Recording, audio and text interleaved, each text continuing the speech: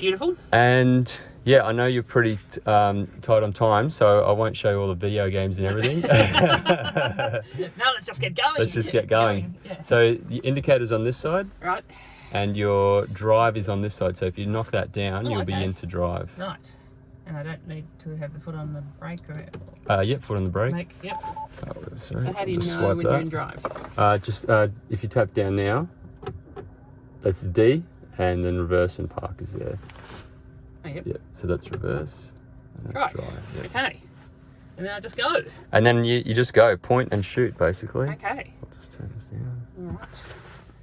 So where are we going to go? I reckon we head out of town a little bit, and then maybe we'll do a U-turn and then come back into Parliament. Okay. Yeah. Oh. Here we go. And then indicator. So we can head to the right here. To the right. Yep. And go through the yeah, I think to the right. Yep.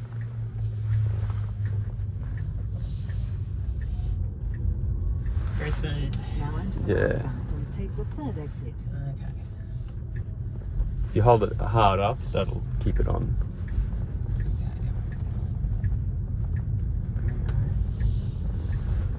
And then right through this one as well. Just around to the right. And take the third exit.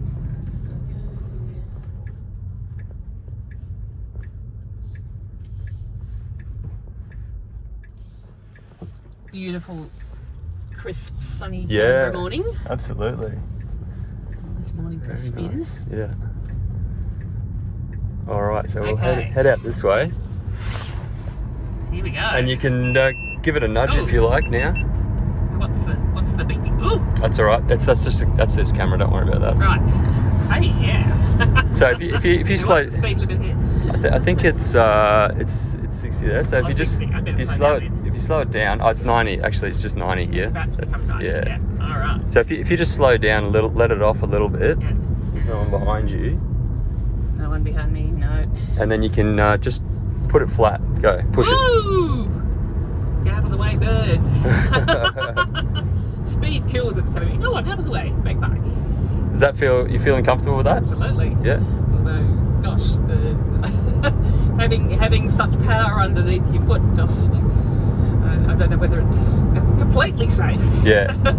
It's a lot safer than think. It's got 8 cameras around it, so it's Right. watching everything, and it's very the traction control in this is better than basically any other car on the road. So. Most of the time when I'm travelling on the roads, I'm on my bicycle, so it's considerably slower than this. Yeah. It actually does feel really nice. But Yeah. I was in Adelaide over the weekend, and I spent yesterday driving from Adelaide to Murray Bridge to have lunch with my 90-year-old aunt. And so I actually had a bit of a country, Sunday drive yesterday. Oh, nice. In a hire car, and this holds the road much more nicely than the Hyundai I was driving yesterday. Yep. Yeah. A big part of that is because the weight's all down really low in the battery pack. Yeah. So it handles very nicely. Woo. Did you want to try slow down and give it a little bit again? Yeah. So just come right down. And that's regenerative braking. So that's Okay. actually It brakes really. It slows down really quickly. yeah. That's recapturing a lot of the energy.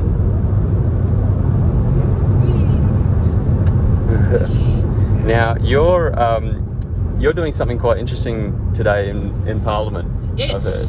Yeah. I've got the excitement of debating my private senator's bill, which is aiming at federal government taking action to neutralise the impacts of the state discriminatory EV taxes, like Victoria has just introduced, the worst electric vehicle policy in the world. Yeah, and so if my bill got passed, it would basically say to any state or territory governments that wanted to introduce taxes that were discriminated against electric vehicles, that any revenue they raise by doing that the feds would basically take off them by reducing the amount of government grants that they would otherwise get. So it means, and that money that they would not give to Victoria, for example, would then be distributed to other states that haven't got discriminatory taxes. So it's quite a fun little mechanism to really send a signal, a bit of a stick to the state and territory governments to say, don't do such stupid things. Yeah. Fantastic. And it is discriminatory because it only applies to electric vehicles, this road user tax. Exactly. They'll dress it up and say, oh, because of the fuel excise or whatever, but that's completely misleading because the revenue doesn't even come from that, does it? No, and basically, I mean, you'll have hybrid vehicles that will actually be paying less tax than electric vehicles, which is bloody ridiculous. And secondly, I mean, they basically say, oh, you know, electric vehicles have to pay their way because they're not paying fuel excise. But currently, electric vehicles are, on average, about $20,000 to $30,000 more than the equivalent internal combustion engine vehicle, which means in the combination of stamp duty and GST, electric vehicle owners are already paying over 5 times as much as what they would have been paying if they'd been paying fuel excise. Wow. And so that basically it's at least 5 years that they're more than paying their way. They're paying into the state and federal government coffers because of that extra money from the fact that electric vehicles are more expensive. So in Victoria, electric vehicle owners in Victoria are actually being punished for doing the right thing. Yep, exactly. So it's just, and they know, I mean, they've done the research, they know that it's going to stymie the uptake of electric vehicles, just when we should be having a package of incentives to encourage people to be buying them. Yeah. And, all that Victoria is offering is a $3,000 rebate for a relatively small number of people to be purchasing electric vehicles. It's not going to be enough to really be pump priming. It's a drop in the ocean, really. Now, where are we going? Well, we can head back into Parliament now if Okay. you like. So you can turn left here. Yep. It's pretty amazing that I got the chance to have a chat to you today, and you're driving an EV on that day. If you turn left here, left here. This will take us onto the freeway. Yes. Yeah, it's good timing. It's good timing, that's right. Yeah, and look, I'm not expecting Labor and Liberal, very sadly, to vote for it. I wish they would. I wish they would put their values where their votes are. It's classic. They say, oh yeah, we support electric vehicles, but when it comes to it, no. Do you think a lot of that is to do with the fact that both Labor and Liberal Party take donations from oil companies like Chevron, Woodside, Santos as well? Yep. So it's easy for Labor. Labor sometimes will position itself as pro-EV, but then at the same time they're taking money from the oil industry, and the oil industry obviously wants to suppress the electric vehicle revolution because that's a direct threat to their profits.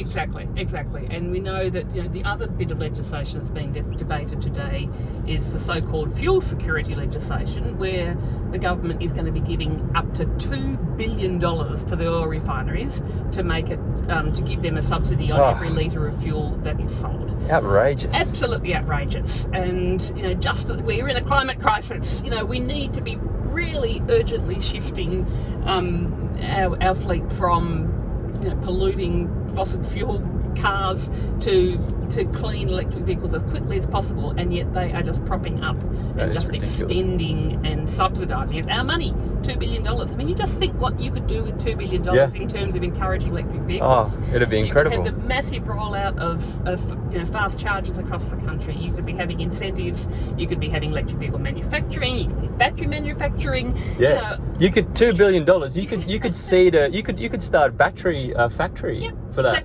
Exactly. And they're just giving it to the oil industry. Outrageous. And absolutely outrageous. In a Dorothy Dixon question time last week said, what? Oh, tell us, Minister, what are we doing on fuel security? Oh, yes, thank you, backbencher. Yeah. We are giving $2 billion to the oil refineries. And they said 4,000 jobs. You do the sums, that's $500,000 per job. Jeez. $500,000 per job. And it's basically just money and profits going to the oil industry. It's just absolutely appalling. And it's really, it's just so damaging. It is. Is it? It's adding to the climate crisis. Yeah. That is just outrageous. Yeah. Australia has the worst electric vehicle policy in the world. At the federal level, there's nothing for EVs, and as you say, there's billions going to the oil industry, and then at the state level in Victoria, they're actually taxing electric vehicles. Yeah. So it's just disgraceful. Yeah, and that's right. And the reason that the state governments are sort of considering, what should we do in terms of road user charging and everything, is because there hasn't been any leadership from the federal government at all. Mm-hmm. But yet we've got Labor just essentially backing them in. And the other really I might be cynical, but I've been in politics and in activism for a long enough time. The people that the road user charge is likely to support in Victoria is likely to be Transurban. Yeah, and right. the Victorian government is so close with Transurban, and they are obviously the experts in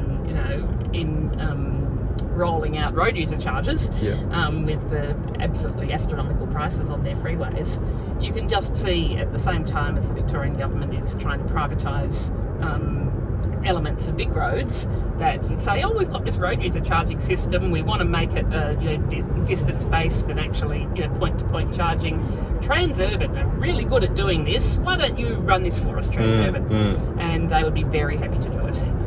So what's going on? What do you think's going on behind the scenes there? Like, so you got people like Fiona Patten, who are generally quite progressive, who voted for this tax. Has she been manipulated with this, do you think? I think so. And look, she's actually relatively close to Labor, and it does take quite a lot, my state colleagues tell me, to sort of pull her away from supporting Labor initiatives. So who knows what she's been promised or what mistruths that she's been given. I mean, I think that the push of it sounds like such an easy thing to say, oh, well, EVs have got to pay their way. And look, I think it's inevitable and it's appropriate that once you've got electric vehicles as a significant part of the fleet, that a road user charge makes sense. But let's do it in a way that is nationally consistent, so that you haven't got all of this mishmash of schemes right across the country. And it's got to be done in a way that is actually encouraging the vehicles you want to encourage, and it's socially it's fair and equitable as well, rather than the type of scheme that I think that we're going to end up with both Labor and Liberal planning it, which is basically just what makes sense, what can you make the most amount of money for for huge companies and their mates to implement. Do you think that there's obviously a lot of lobbying that's going on in the background as well from oil industry lobbyists and whatnot? Do you think that they're putting pressure on politicians to do this kind of stuff? And it's the classic case of they are the existing industries, they are making a lot of money, and they're not going to give up without a fight. So they are going to keep on pushing both Labor. And both Labor and Liberal to keep on supporting them. And as you said, they Labor and Liberal get donations from fossil fuel companies. They just got revolving door of people going from politics into executive positions in these places. Yeah. Now, which way are we going here? We'll go. It'll be right here. Yeah, right. This side. Yeah. Takes a little bit of getting used to that one.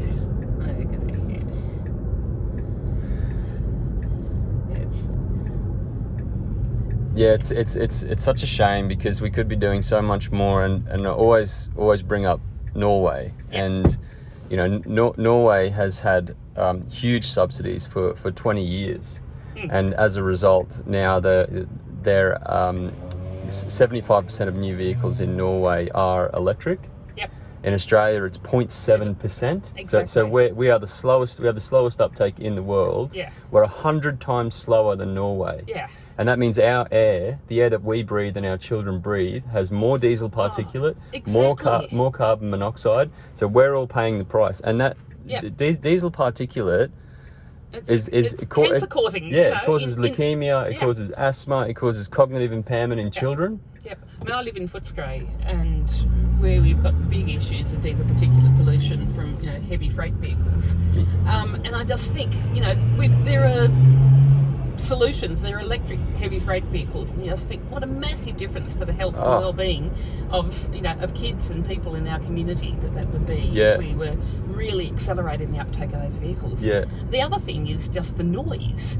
If you shift from internal combustion vehicles to electric vehicles, and particularly for those heavy vehicles, you can hear the noise here from this guy. Massively reduce the noise, so you've got a huge increase in your sort of urban well-being and livable cities. Yeah. The other thing I think is really important, though, is we've got to make sure that in terms of incentives for electric vehicles, you don't want people shifting from public transport to private cars. That's right. And and basically that's the sort of challenges that you, in terms of working out your package of subsidies to make sure that you're making public transport really affordable and really attractive for people too. Yep, absolutely. Because we're not going to be solving all of our urban congestion problems just by having people, thinking, oh well, I can drive an electric vehicle, so absolutely I can do that.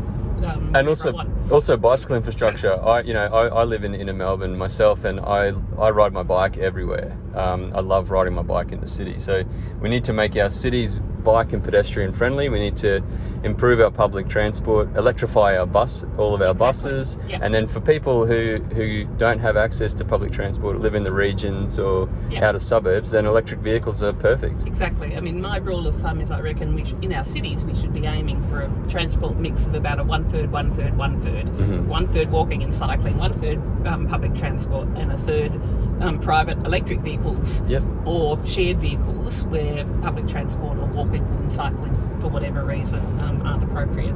And if we did that, that would it's very reasonable, very balanced, and it would be a massive change in the health and well-being of our cities, and obviously our carbon pollution. Yeah, absolutely. Just left here.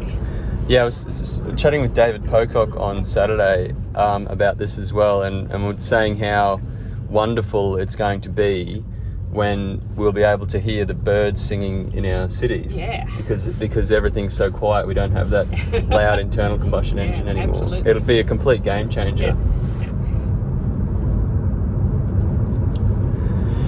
Yeah, and the health benefits. In Oslo, the air in Oslo in Norway is 30% cleaner today than what it was 10 years ago. That's extraordinary. So Norwegian kids are already benefiting from most air pollution in our cities comes from cars and from cars and trucks.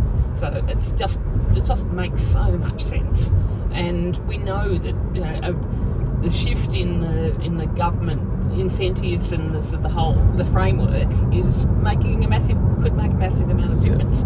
I actually met the Norwegian ambassador at an event a couple of months ago. Oh, wow. And asked him, you've got this huge uptake of electric vehicles. What are you doing about the fact that it means that the revenue from fuel excise would be going down? And he basically said, oh, well, that's fine. We can make it up in other ways. Yeah. They haven't introduced road user charging that discriminates against electric vehicles in Norway. So if they haven't done it there, I do not understand, why it makes any sense at all for us to be doing it in Australia. Why can't we just copy Norway? As you say, less than 1% of our fleet being electric vehicles at the moment. We're really in a phase where we just need to be doing everything we can. Ramp it up. To get people to shift from polluting vehicles to clean ones. Absolutely. How's the drive feeling? It's feeling great. Yeah? Yeah. Definitely my next car. Yeah. Nice. Go round to your right here. Right there. Okay. My current car in Footscray spends most of its time sitting in the driveway. Oh, right. Oh, there's another Tesla there. All right. Just going past, yeah. It's good timing. And then to the left here. Now turn left onto Reg Saunders Way. So this, you're introducing the bill around 10 o'clock this morning? 10 o'clock this morning, that's right. And I'm hoping to bring it to a vote just to make Labor and Liberal actually, put their money where their mouth is or not, as I said, I'm not very optimistic given that their comments on it did go to an inquiry for a day, which was great.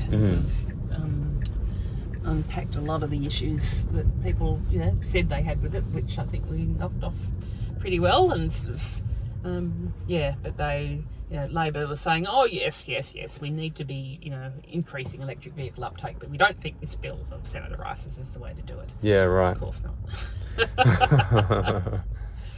And look, it's not a perfect solution, but it's what we can be doing federally to actually be sending a signal to state and territory governments to say, don't go this way. Yeah. And in fact, you look at what the New South Wales government are doing at the moment, and it's a much better package of of measures than what Victoria is doing. Yeah, absolutely. Considerably more incentives. And they're talking about, okay, if in 6 years' time or when the electric vehicles are 30% of the fleet, well then we can start thinking about whether we need a road user charge. Yeah, absolutely. Right here, yeah. Oh, wrong way. Yeah. That's right.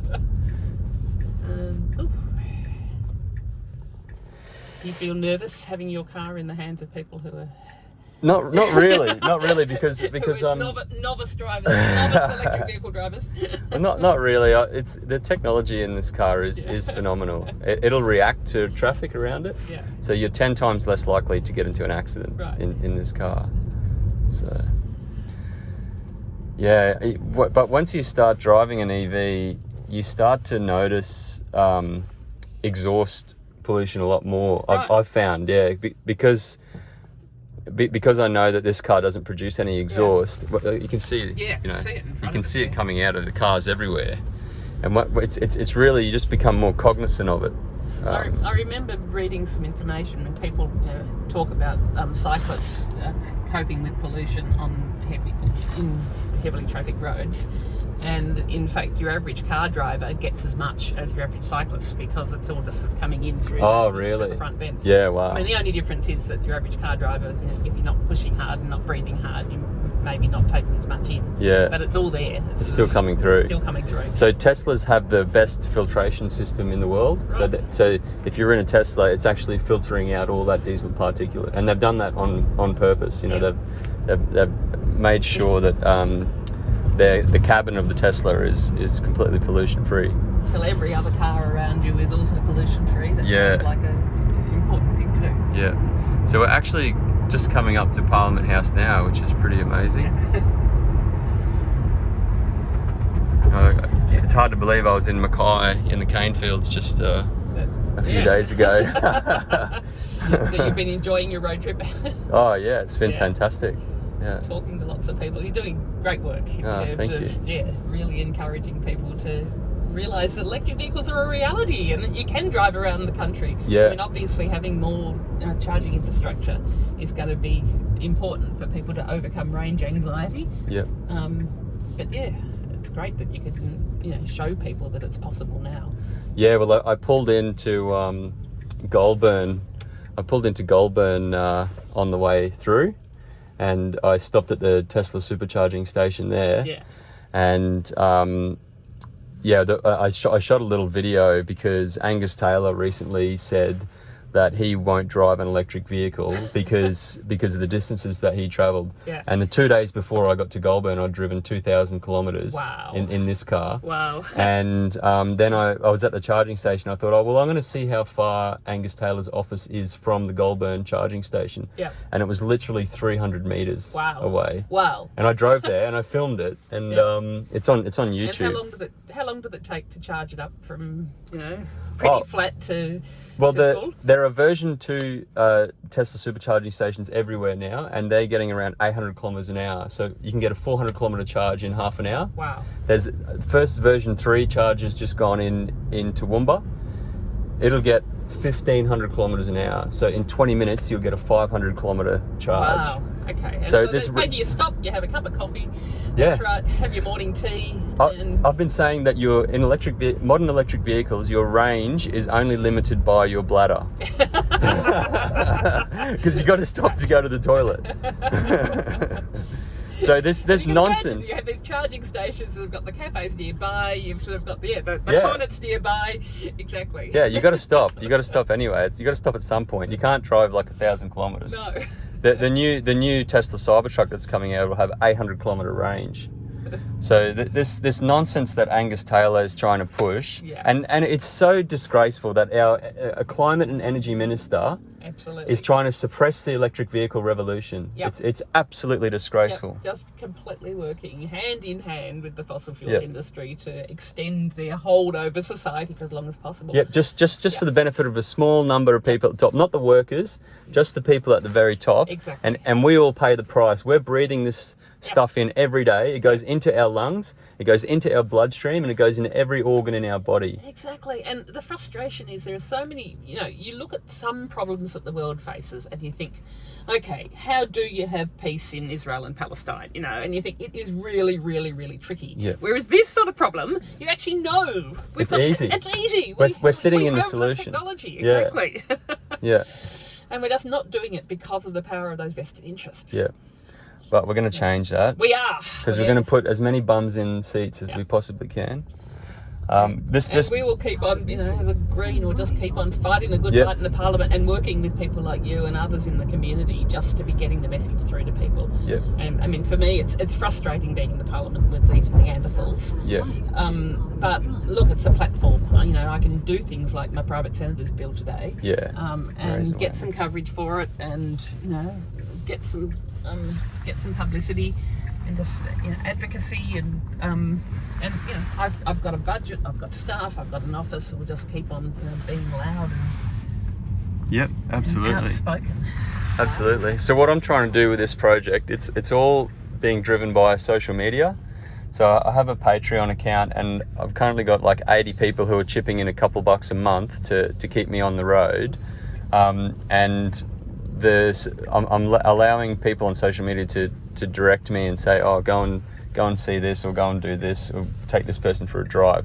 But the ultimate goal, what will be the ultimate success of this project is if I inspire other electric vehicle owners to do what I'm doing. Yeah. If other electric vehicle owners in Australia copy me and they take their friends and their family for drives, And as invite many their as, local MPs. invite their local MPs, their local councillors. their that's councillors right. and mayors. Business leaders. Yeah. Yeah. If EV owners can do that, and if we get hundreds or even a few thousand EV owners to do that across Australia, we will completely change politics in this country, I believe. Yep.